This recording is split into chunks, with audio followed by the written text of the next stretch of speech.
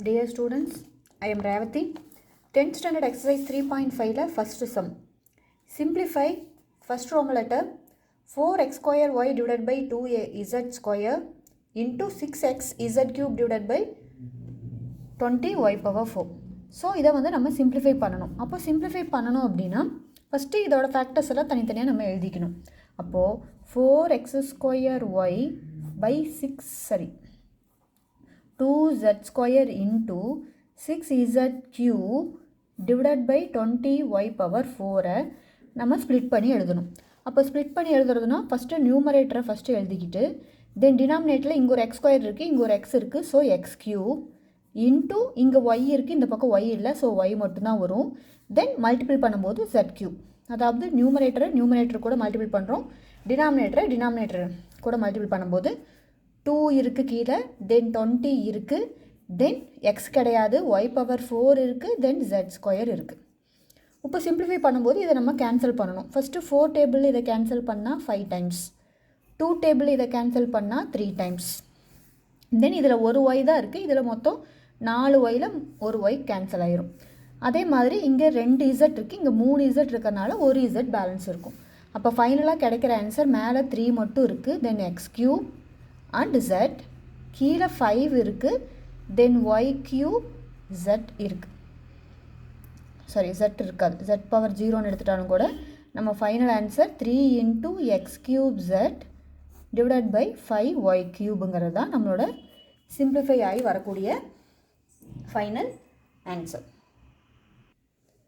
Next second subdivision quadratic ஈக்குவேஷனாக கொடுத்துருக்காங்க. P square minus 10p plus 21 divide by p minus 7 into P square plus p minus 12 divide by p minus 3 the whole square.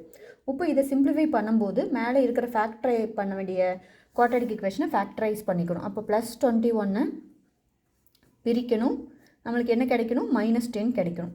அப்போ எப்படி பிரிக்கலாம், 7 3s are 21 minus 7 minus 3.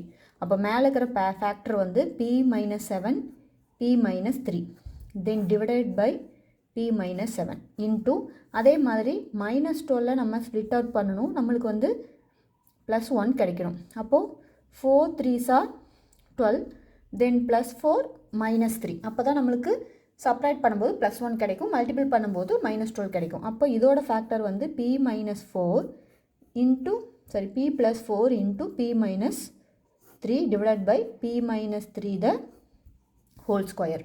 இப்போ கவனிச்சிங்கன்னா கீழே இருக்கிறதுல இந்த ஃபேக்டரும் சேமாக இருக்குது.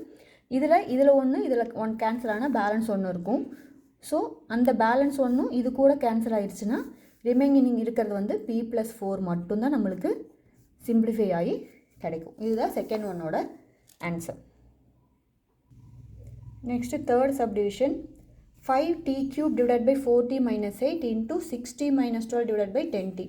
இப்போ இதை நீங்கள் எப்போவுமே செக் பண்ணும்போது ஏதாவது காமன் வேல்யூஸ் இருந்துச்சு அப்படின்னா வெளியே எடுத்துகிட்டு கேன்சல் பண்ணால் ஈஸியாக நம்மளுக்கு கேன்சல் ஆயிரும்.